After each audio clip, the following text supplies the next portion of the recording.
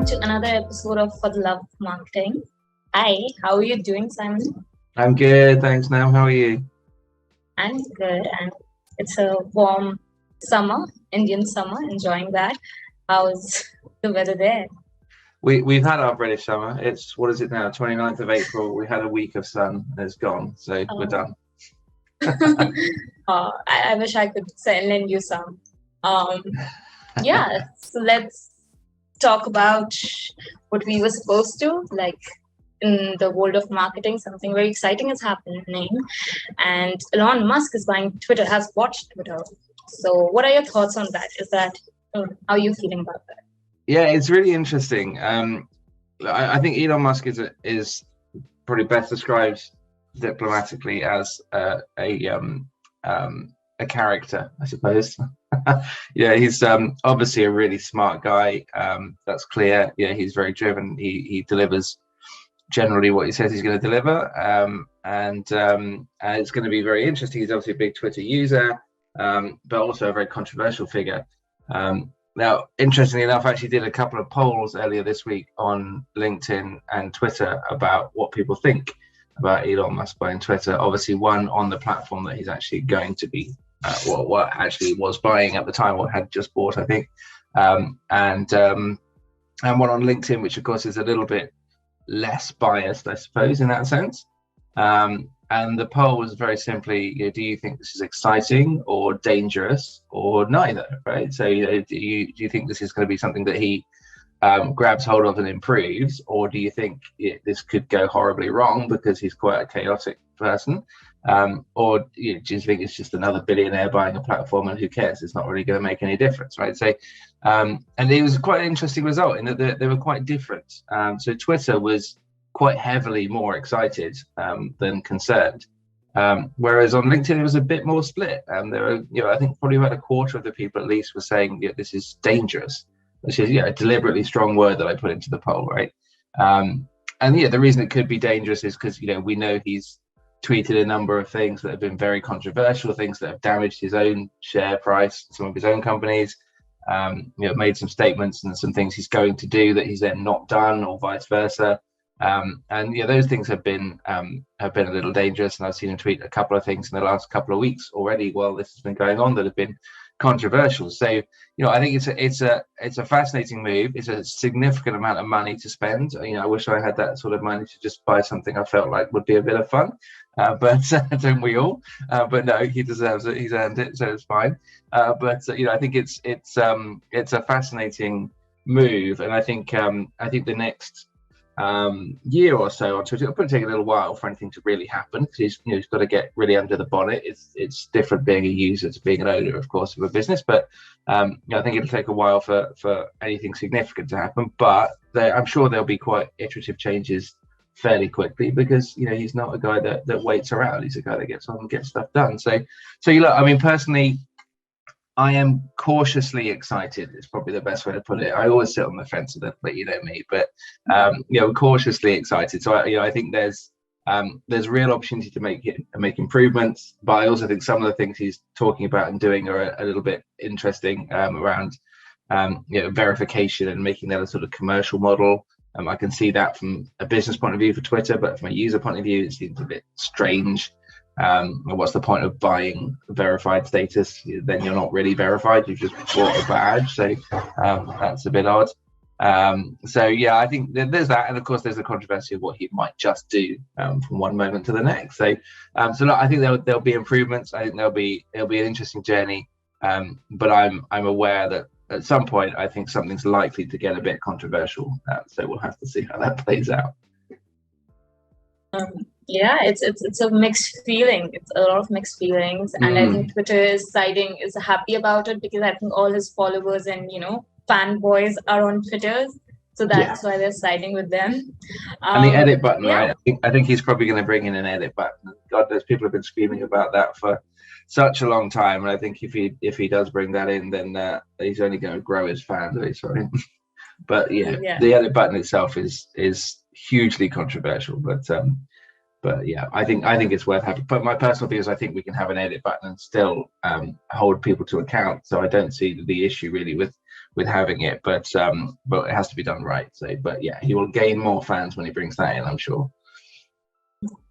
Yeah, there are a lot of talks about how he will get rid of all the bots and so many things. So, from the perspective of a marketer, how do you think it will change the industry? Like, what new things we'll have to adapt, and what new perspectives should we have while this change happens? Yeah, it's a hard one to say. I mean, I think the bot cleanup is something that he, as a really smart guy, I think is capable of doing. I think it's a challenge, but it's a scientific challenge, and Elon Musk certainly is a guy that comes across as thriving when he has a scientific challenge. So I think it's one that that he'll be able to tackle. I don't see it as impossible, but it is difficult. It's not a simple thing. It's not, okay, let's put a bit of code in here and that will block all the bots. It's going to be more complicated than that. So and it would have already been done if it was easy. So I think it's going to be an interesting challenge. But if that does happen, that will certainly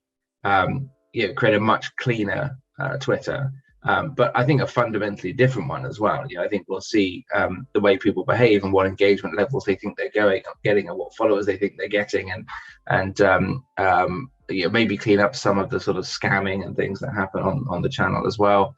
So I think there's a lot of positives to if he manages to do that, and I think he will, certainly to a good degree, if not 100%. I think he'll make some improvements.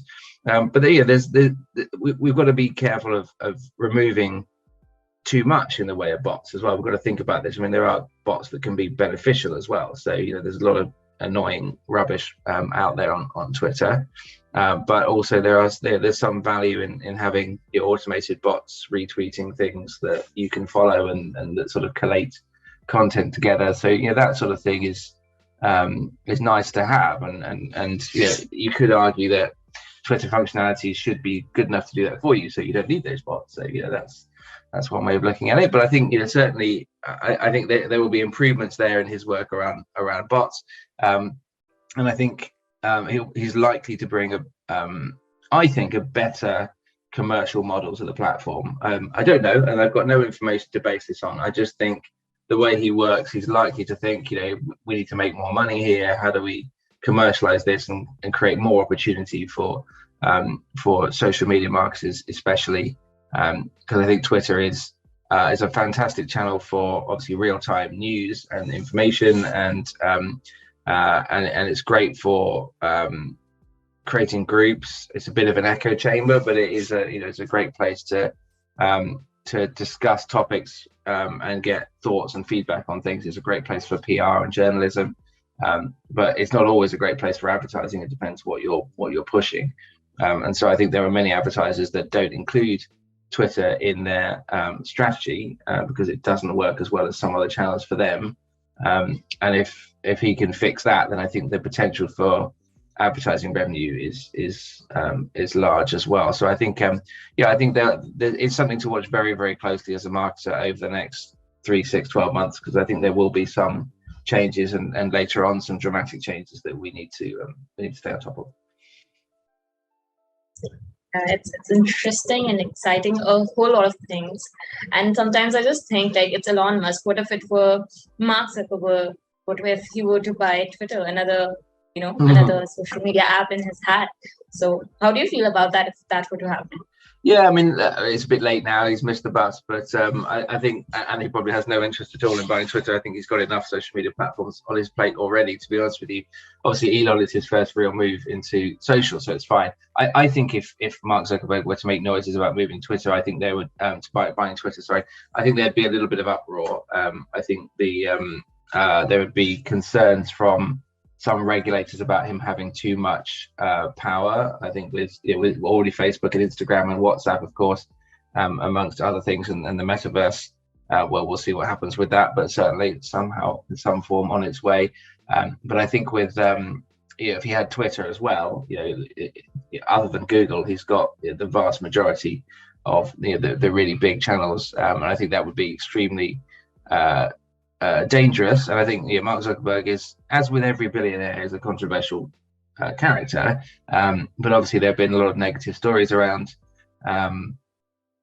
data and privacy with Facebook specifically, and around mental health with Instagram. And by no means am I saying he's deliberately harming anyone's mental health, but I think if Mark Zuckerberg were to move into Twitter space, I think that the general feeling would be negative rather than positive. I think with Elon Musk, it's more, here's an innovator who's taking his first step into a new area and we love it, it's great. I think with Mark Zuckerberg, it'd be like, what's he going to do with our data? What's going to happen to this platform? Is it going to be improved or just turned into a big commercial machine? And I think it wouldn't be as positive a reception, would be my gut feel. So I think it'd be a great move for Mark specifically, but I think not necessarily the best outcome for most people. Yeah, with Elon, it's like a new perspective that is coming to social media, and with Mark, it has been done so many times, so it's not very exciting or like hopeful in that sense. But what about you? What if you had all the money in the world and you were to buy a social media app? Which one would it be? That's a difficult one, it's a difficult one. I mean, look, I was a big Facebook user when it first came out, very obviously I was relatively young then. Not I was still older than you are now, but I was relatively young. But I kind of outgrew Facebook fairly quickly. I think Twitter has a place for certain conversations. But I wouldn't want to own it personally. I think probably the ones that I think are really nice. I think Instagram is a nice channel. It is a little bit sort of vanity focused, but it is a nice channel. I think Pinterest is a lot of fun. I love browsing, flicking through Pinterest. But if I was going to buy one, I'd probably buy TikTok, to be honest with you. I think it's still young. It's got so much potential. It's a great channel for loads of really cool fun stuff, but also for good educational interesting tips and things like that, like a sort of mini YouTube. And I think that the potential and the power of TikTok is enormous, so I think that would be my go-to, because it's just got so much scope to it. So yeah, that's probably where I'd lean. Yeah, there are people suggesting Elon to buy TikTok next and delete it. And delete it? I haven't seen that. That's brilliant. He's like, people are like, just delete it, just get rid of it. Well, I think 44 billion is enough for this month, right? I mean, let's let him save up a bit more money again, and then he can go again. Yeah, let him sell more Teslas first. Yeah. So, in other news and marketing, your new edition of your new book is coming. No. Oh yeah. On Monday, I think. No, Tuesday. Sorry, it's out on Tuesday. Yeah, the 3rd of May. Yeah. How does it feel? Oh, good. Yeah. Look, it's always exciting when a new edition comes out, and every book takes a long time to either write or edit, depending on what we're doing. I mean, there they are. Right, there's the new one. I just got my first copy a few days ago. So it's always nice to just open it up and have a little flick through. Obviously this one's just coming out on Tuesday, and that's an editing job, whereas the handbook's the new book that came out at the beginning of January, which is a writing from scratch. A very different experiences, writing from scratch versus editing. Your editing is, you'd think, easier because you don't have to write the whole thing, but actually you've got to remember everything you wrote in the last edition and what you didn't write and what was happening at the time and what's happened since and where you need to find it and what you need to update. So it's a challenging process, but I think once you finally get it together, it's exciting. And the new book, I've included chapters specifically around e-commerce, because I think that's it's been a hot topic for a long time, but I think it was worth adding something in because there's a lot going on in that space. And affiliate marketing, which we've touched on in the book in the past, but we haven't dedicated a chapter to. So I thought it was worth getting into a bit of weight on that channel. It's one that isn't the sexiest digital marketing channel, but it has huge value to it for businesses. So it's worth dedicating a bit more content to that, as well as, of course, updates and everything that's been going on over the last few years as well. And there's a lot of those. So yeah, it's always exciting. I hope people will enjoy it as much as they have done the previous editions. It's really a build on those. Also had a few contributions from some really great people as well. So worth having a look at that. Always good to have some other opinions in the book as well. So yeah, it's exciting. Always exciting.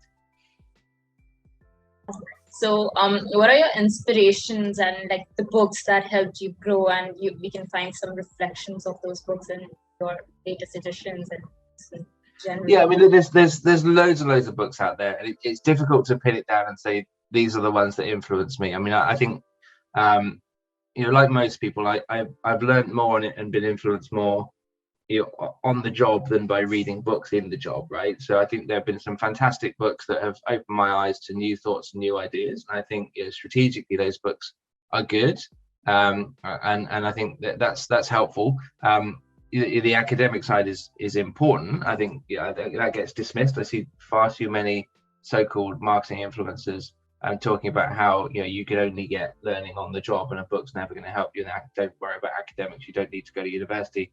I think that's usually nonsense, and that's usually said by someone who's had success in the field in some form. Now, there are plenty of people who don't have success in the field because they didn't go and do the academic side. So it's always very easy to look back and say, well, I'm in this position, therefore this works for everyone. And that's not the case. So actually having the academic side does help you. There's no harm in doing that at all. So don't think just, leave school and go and get a job and everything will be perfect, because it probably won't. It'll probably actually be harder for you.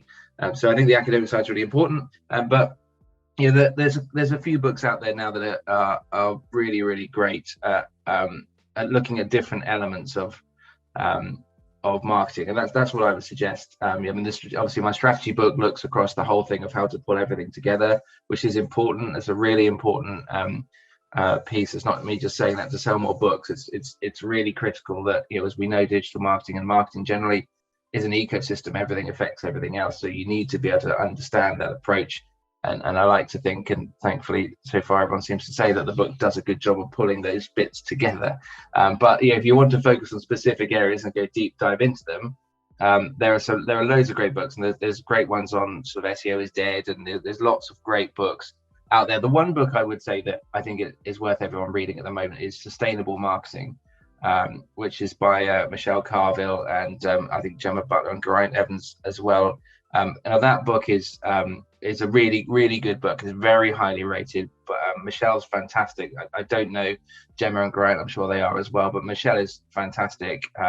Really great award-winning person who's done some phenomenal work in the field. And sustainability is such a key area at the moment for every business, and also for how we run our marketing operations, how we approach things, and how we position our businesses as well. So I would recommend people to go and read Sustainable Marketing, certainly by Michelle Carver and the other guys.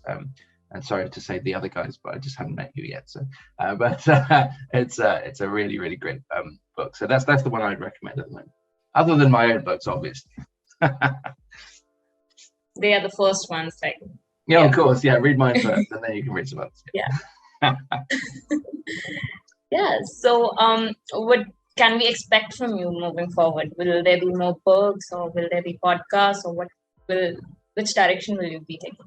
Yeah, I mean, there's always more. I'm sure I'll be writing more books. I have a concept for a book in with my publishers at the moment, which we'll see where that goes. I have no idea at the moment. It might go somewhere, it might not. But if it does, I'll imagine I'll be writing that later this year. But I always like a little break between books. As I say, these two books have just both come out in the last 4 months. So the back half of last year was extremely busy trying to write two books at the same time. It's hard work. So whilst trying to run the business and everything else, it takes up a bit of time. So it's nice to have a little break after that. But certainly, I mean, I'm sure there'll be more editions of digital marketing strategy, and I'm sure other books will come this way. But yeah, look, I mean, for me, it's not so much about writing lots of books. It's about, can I add any real value, right? So if there are podcasts I can be on, events I can talk at, lectures I can do at universities, and any way I can help people in their roles to learn and be successful, that's what I'm interested in doing. And whether that's through a book or a talk, or helping their business or whatever it is, I don't mind, as long as I can help. That is very good. That's good thought, and that's what makes your books and all your work stand out. And yeah, thank you so much for talking to me today. Always a pleasure, Nam. Always a pleasure. Hope you have a great weekend, and see you soon. Yep. Next time, maybe. Yeah, next time. Cheers, Nam. Bye. Bye.